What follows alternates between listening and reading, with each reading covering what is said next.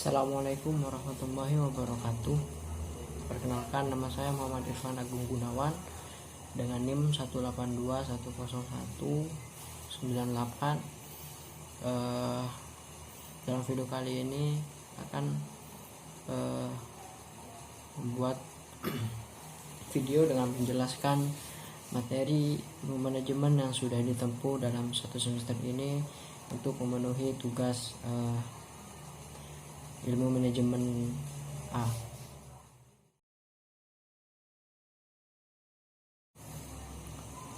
Kita mulai dari definisi manajemen yang paling sederhana, yaitu merupakan seni memperoleh hasil dari berbagai kegiatan yang dilakukan oleh orang lain.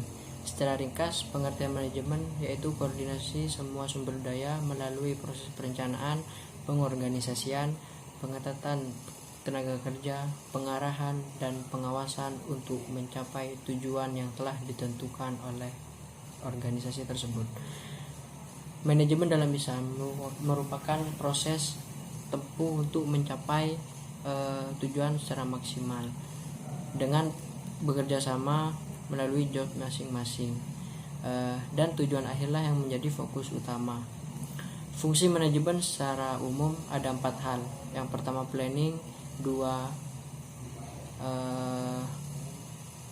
yang kedua yaitu organizing, 3 planning, 4 dan controlling.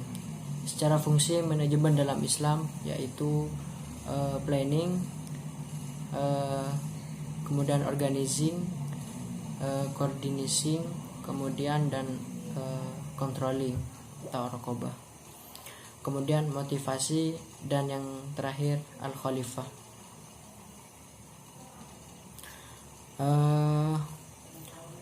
Kemudian pemimpin dan pengambilan keputusan.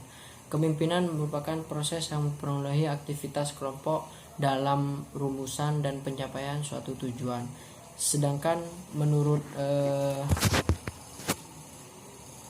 kemudian merupakan kemampuan yang mempengaruhi suatu kelompok ke arah capai tujuan. Tugas-tugas seorang pemimpin yaitu pembina, pembicara, agen perubahan, dan pemberi arah. Pengambilan keputusan oleh seorang pemimpin itu telah dikemukakan oleh banyak ahli. Di antaranya yaitu pengambilan keputusan adalah sebagai pemilihan yang didasarkan kriteria tertentu atas 2 atau lebih alternatif atau lebih. Penyebutan beberapa dasar pengambilan keputusan, diantaranya pengambilan keputusan berdasarkan intuition, kedua pengambilan keputusan secara rasional yang merupakan fakta, dasar, pengalaman, dan yang akhir pengambilan kewenangan.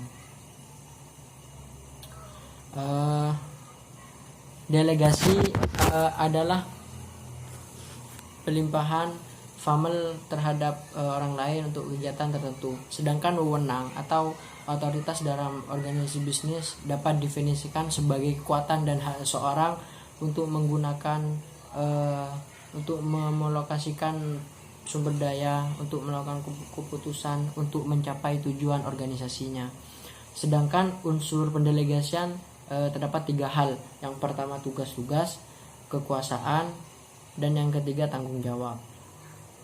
Pendelegasian wewenang dilakukan secara tetap dengan mengungkapkan sumber daya manusia secara profesional dan proporsional. Selain itu mesti adanya pertanggungjawaban kerja pada pihak yang memberi delegasi, yaitu dari atasan atau pemimpin. Maka dari itu perlu diperhatikan dari atas kewenangan tugas, kemudian pengelolaan grup dan tim. Dinamika kelompok merupakan studi tentang adanya interdependensi dan interaksi antara anggota yang berada dalam sebuah kelompok, serta adanya subtek, serta peraturan jelas dengan adanya hubungan psikologis atau individual.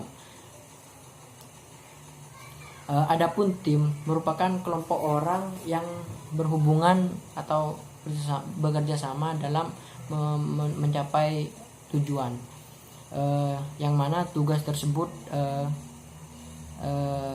saling berkaitan tugasnya. Pengorganisasian adalah fungsi kedua dari manajemen dari organisasi, didefinisikan sebagai proses pengorganisasian sesuai dengan tujuan, sumber daya, dan lingkungannya. Hasil dari pengorganisasian adalah struktur organisasi. Hambatan untuk tim efektif merupakan adanya atau kurangnya kepercayaan antar anggota tim, takut terhadap konflik, kurangnya komitmen dalam tim, mungkin dari pertanggungjawaban, dan memfokuskan atensi pada hasil yang perlu diarahkan. Kemudian pada fungsi perencanaan. Perencanaan merupakan proses mendefinisikan tujuan organisasi, membuat strategi untuk mencapai tujuan tertentu, dan mengembangkan rencana organisasi. Asas perencanaan ada beberapa hal, salah satunya asas pencapaian tujuan, yang kedua efisiensi perencanaan, yang ketiga pengutamaan perencanaan, kemudian pematangan perencanaan, patokan perencanaan, kebijakan pola kerja, asas waktu, asas tata hubung perencanaan, ke asas alternatif, kemudian asas pembatasan faktor, atas keterikatan, asas fleksibilitas, dan asas ketetapan arah, dan yang terakhir asas ketetapan strategis. Jenis-jenis perencanaan yaitu ada 2 macam.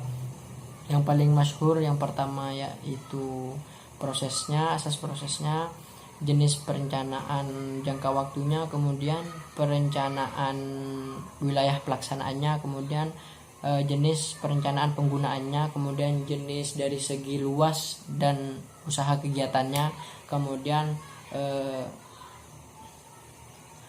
dasar pemikiran perencanaan, tetapnya tujuan, didefinisikan dari saat ini, kemudian identifikasi hal-hal yang membantu, hambatan dan tujuan. Kemudian pengembangan perencanaan atau tindak untuk mencapai tujuan. Perencanaan ada beberapa hal. Modelnya salah satunya perencanaan rasional, kemudian konsep perencanaan yang lain-lain juga. Kemudian perencanaan dalam Islam yang tertuang dalam ayat Al-Quran, yang artinya, hai orang-orang yang beriman, bertakwalah kepada Allah, perhatikan apa yang diperbuat untuk besok, dan bertakwalah kepada besok. Sebenarnya Allah Maha mengetahui apa yang kamu lakukan. Itu merupakan konsep perencanaan dalam Islam. Dengan implikasi perencanaan yang benar, maka langkah awal dari sebuah tatanan proses manajemen sudah terumus dan terarah dengan baik. Karena hal itu merupakan jaminan yang terbesar dalam perencanaan suatu organisasi dalam ilmu manajemen. Motivasi merupakan suatu dorongan membuat orang bertindak dengan cara-cara motivasi yang mengacu pada sebab munculnya sebuah perilaku, seperti faktor-faktor yang mendorong seseorang untuk melakukan atau tidak melakukan sesuatu tersebut. Tujuan motivasi itu ada beberapa hal, mendorong gairah, bersemangatnya karyawan, menjalankan produktivitas, menetapkan realitas, dan lain sebagainya. Ada banyak teori tentang motivasi. Jenis-jenis motivasi itu banyak. Konsep motivasi dalam Islam dan dalam Al-Quran itu banyak. Dalam mengembangkan pemikiran agar untuk lebih meyakini adanya Tuhan yang Maha Esa, dengan melakukan kegiatan keagamaan, apa yang diwajibkan, apa yang diharamkan itu kemudian dijauhkan. Itu membuat motivasi agar lebih dekat kepada Tuhan yang Maha Esa. Kemudian manajemen internasional adalah merupakan manajemen yang melaksanakan bisnis lebih dari satu negara.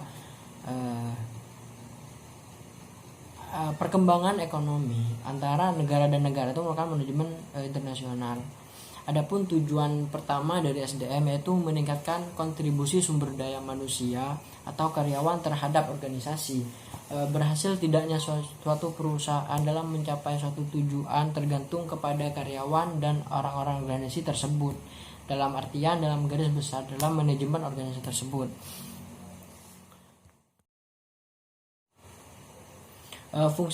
Fungsi manajemen sumber daya manusia ada operasional dan manajerial. Manajerial meliputi perencanaan, pengarahan, pengorganisasian, dan pengarahan. Sedangkan fungsi operasional merupakan pengadaan, pemeliharaan, pengembangan, dan pensiun.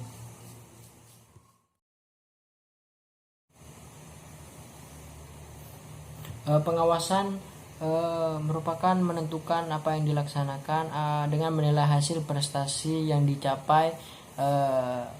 Jika terdapat penyimpangan dari standar apa yang sudah ditentukan, maka melakukan adanya perbaikan agar tercapai dari apa yang ingin dituju.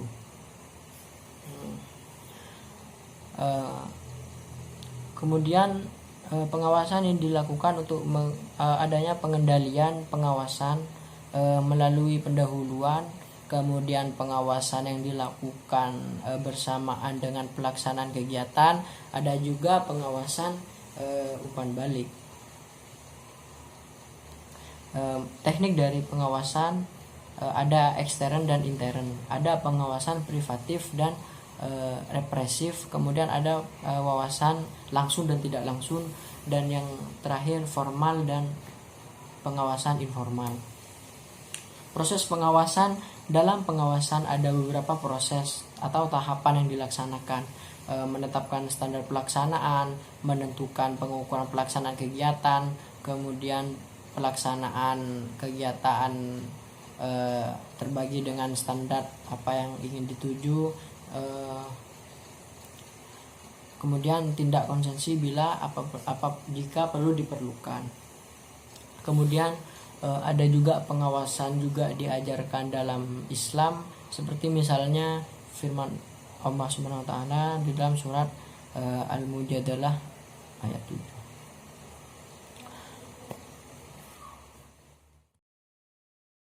Demikian tugas UAS ini dibuat. Mungkin masih banyak kurangnya, apa yang perlu dijelaskan mungkin masih banyak kurangnya, karena keterbatasan manusia, juga keterbatasan akal atau pikiran otak apa yang saya miliki mungkin masih kurang lebihnya mohon maaf. Terima kasih sebelumnya kepada dosen kita semua. Semoga selalu diberi kesehatan, panjang umur, murah rezeki pada Ibu Hasna. Kurang lebihnya mohon maaf. Tetap patuhi protokol kesehatan dimanapun kalian berada.